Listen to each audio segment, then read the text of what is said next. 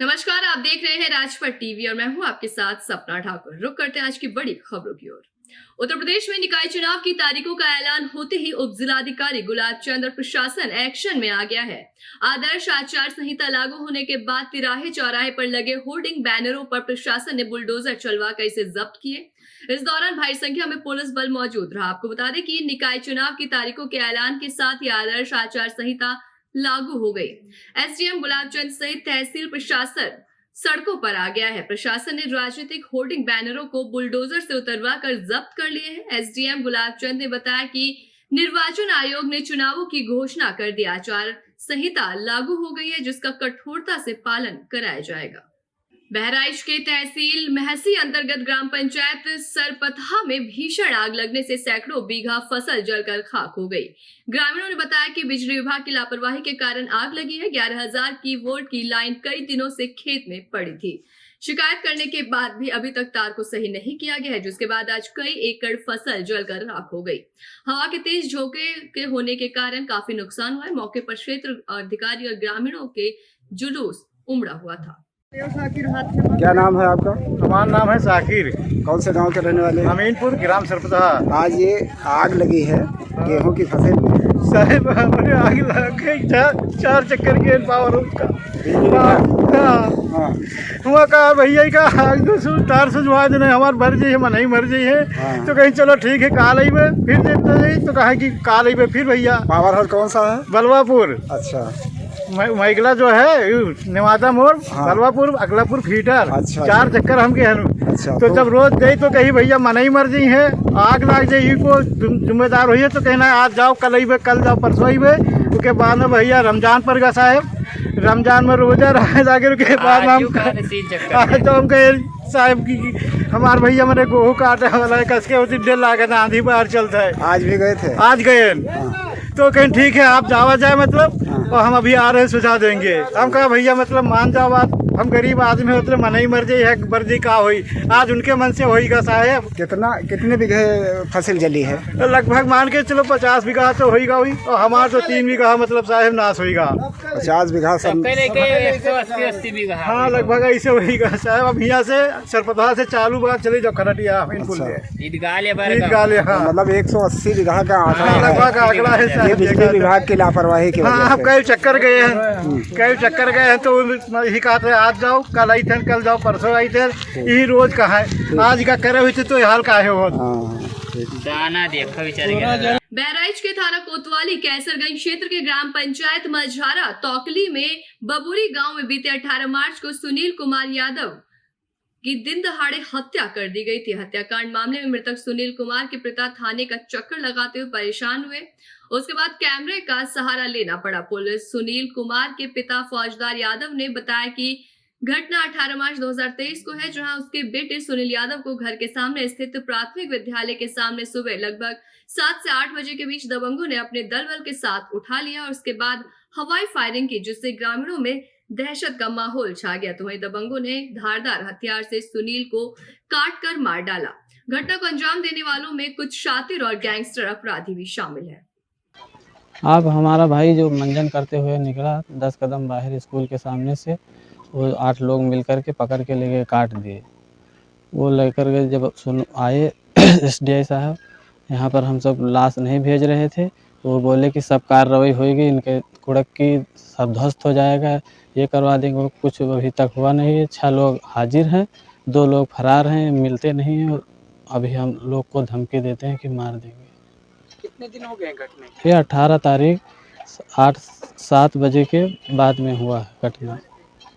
Police प्रशासन से आपको क्या मतलब आश्वासन? हमारे पापा लोग जाते हैं, हमारा भाई जाता है तो वहाँ पर यह सुनाई पड़ता है कि 2-3-4 बार लगातार गए तो बोलते हैं आप शांत रहें, हम जो कर रहे हैं वो करेंगे।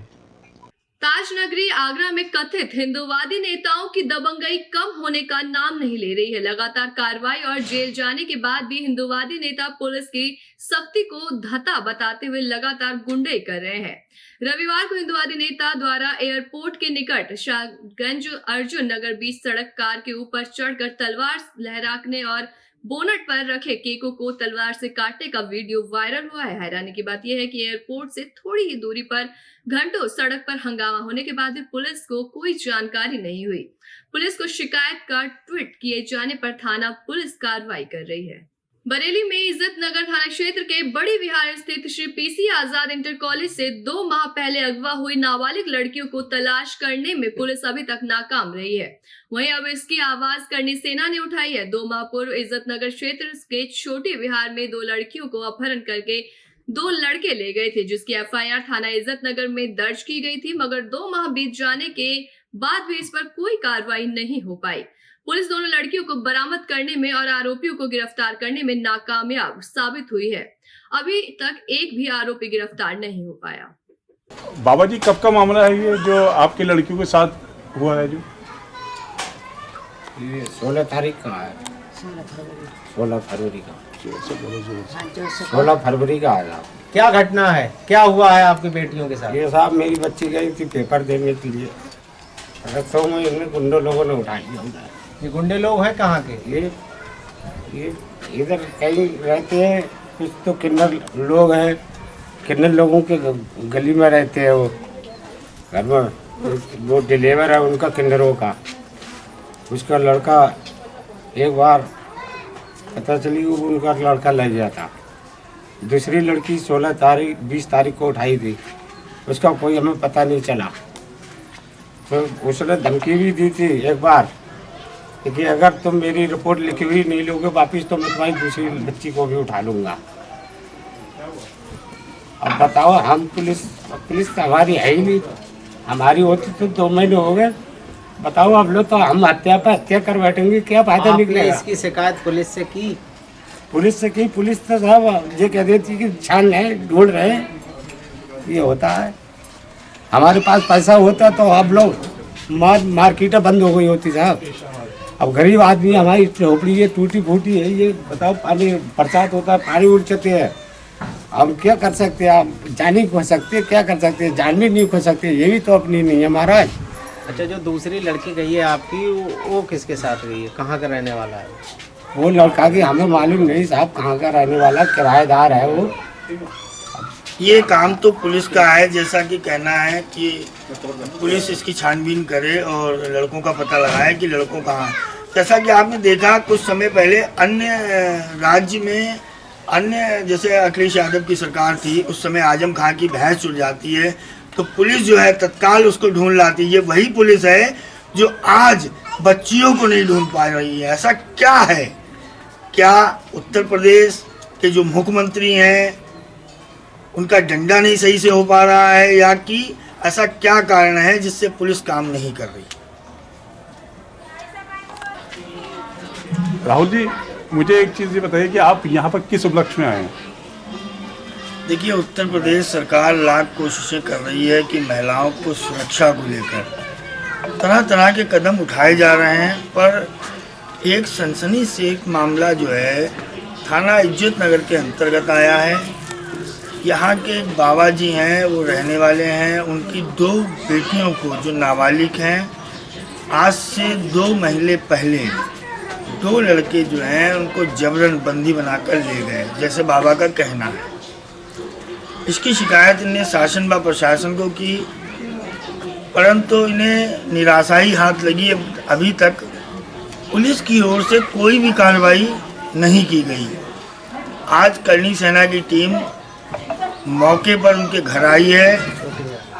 आपको दिखाना चाहूँगा किस तरीके से ये अपने परिवार का गुजर बसर कर रहे हैं। मंदिर पर मांग कर अपने परिवार का पेट भरते हैं, और उसके बावजूद अगर किसी साधु सन्यासी के साथ ऐसी घटना होती है और पुलिस उसमें कोई भी कार्रवाई नहीं करती है, ये बहुत दुर्भाग्यपूर्ण है।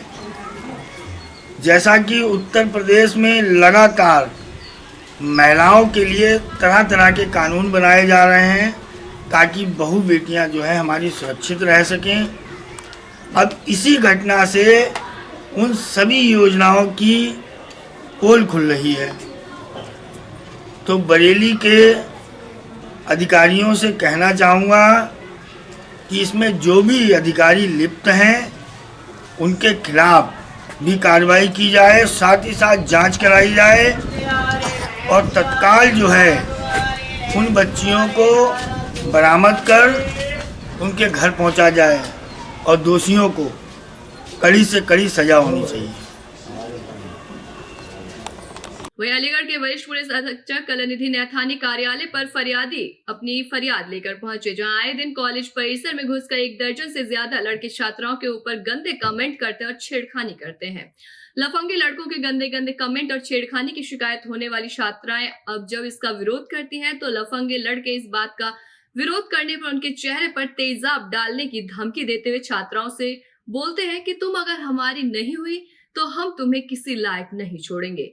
लड़कों के द्वारा कॉलेज कैंपस में घुसकर लगातार लड़कियों के साथ की जा रही छेड़खानी और चेहरे पर तेजाब डालने की लफंगे लड़कों द्वारा दी जा रही धमकी के बाद डर से सहमी 1 दर्जन के करीब पीड़ित छात्राएं कॉलेज प्रशासन से न्याय न मिलता देख अलीगढ़ के एसएसपी कार्यालय पहुंचे और कॉलेज कैंपस में घुसकर लड़कियों के साथ गंदे गंदे कमेंट कर छेड़खानी और तेजाब डालने की धमकी देने वाले लड़कों के खिलाफ शिकायत देते हुए कार्रवाई किए जाने की मांग की है। ऐसी तमाम बड़ी खबरों के लिए देखते रहिए राजपट टीवी, सबसे पहले भारत।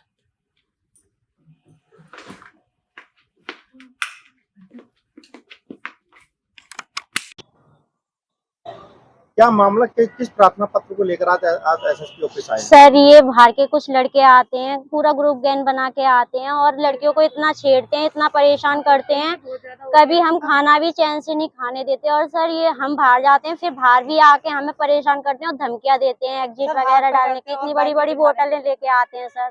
और सर हमारा हाथ पकड़ पकड़ के बोलते हैं कि हमें भी खाना खिला दो, पानी की बोतल दे दो, ये कर दो। इतनी गंदे, हम सर आपको बता भी नहीं सकते सर, इतने गंदे गंदे कमेंट करते हैं सर। हमने घर पे इसीलिए नहीं बताया, फिर हमारे घर वाले हमारी पढ़ाई बंद करा देंगे बस इसी वजह से, क्योंकि आजकल के माहौल में लड़कियों को ज्यादा ब्लेम हो रहा है सर, लड़कों की तो कोई गलती नहीं बताता। तो कौन लोग हैं? तो आप एसएसपी साहब से मिले हैं? जी सर। क्या आश्वासन दिया है? सर ये बोल रहे हैं कि आगे आपका मतलब ये माना जाएगा और इसके उस पर वो होगी, कार्रवाई होगी। कौन लोग हैं वो लोग? कौन है? सर एक शैलेंद्र है, अंकुर शर्मा है, विवेक चौधरी है, सीटू चौधरी है, जया यादव है, सौरभ यादव, और भी सर पता नहीं, अन्यथा बहुत सारे छात्र परेशान कर रहे हैं। सर टाइम तो बहुत हो गया सर, 1.5 महीने पहले यहाँ पे थाने में भी एप्लीकेशन दी थी, कोई वो नहीं हुई, सुनवाई नहीं हुई। कॉलेज प्रशासन भी कोई सुनवाई नहीं करता है हमारी। कौन से कॉलेज का? DS धर्म समाज। तो आज क्या आश्वासन दीजिएगा? संतुष्ट हुए आप उनका आश्वासन? सर हुए तो हैं सर, अब देखते हैं आगे क्या करते हैं। सर तो बोल रहे हैं कि हो जाएगा, मतलब FIR होगी दर्ज? जी सर।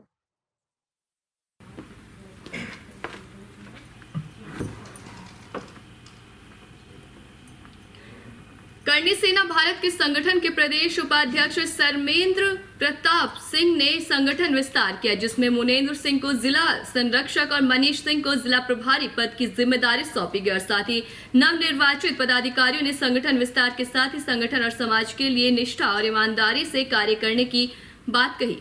इस मौके पर बबलू सिंह चंदेल, वैभव सेंगर, सौरभ सिंह, जय ठाकुर आदि लोग मौजूद रहे। करणी सेना एक गैर राजनीतिक संगठन है जिसका किसी भी पार्टी से कोई संबंध नहीं है। जो हमारे समाज के मुद्दों को लेकर, हमारे इतिहास को लेकर और हमारे समाज के जो कुछ गंभीर मुद्दे हैं उन पर हमारा समर्थन करने का काम करेगी, हम लोग उनको समर्थन देने का काम करेंगे। लेकिन वैसे हमारा संगठन गैर राजनीतिक है, किसी पार्टी से कोई लेना देना नहीं। सामाजिक मुद्दों को लेकर हमने संगठन बनाया है, उन्हीं को लेकर आगे बढ़ना और जमीनी स्तर पर संघर्ष करने का काम करती है। स्वामी प्रसाद मौर्य की रायबरेली की टिप्पणी, स्वामी प्रसाद मौर्य हो या कोई भी नेता हो जो सनातन धर्म और भगवान श्री राम जो हमारे आराध्य हैं उन पर अनर्गल टिप्पणी करने का काम करेगा। करणी सेना भारत संगठन का बच्चा और हर एक कार्यकर्ता ऐसे लोगों को कानूनी कार्रवाई करके भी और जमीनी स्तर पर भी मुंहतोड़ जवाब देने का काम करेगा। और ऐसे दलालों को हम ये कहना चाहते हैं कि जितनी जल्दी हो वो सुधर दे, नहीं तो करणी सेना भारत ऐसे लोगों को सुधारने का काम करेगी। 2024 के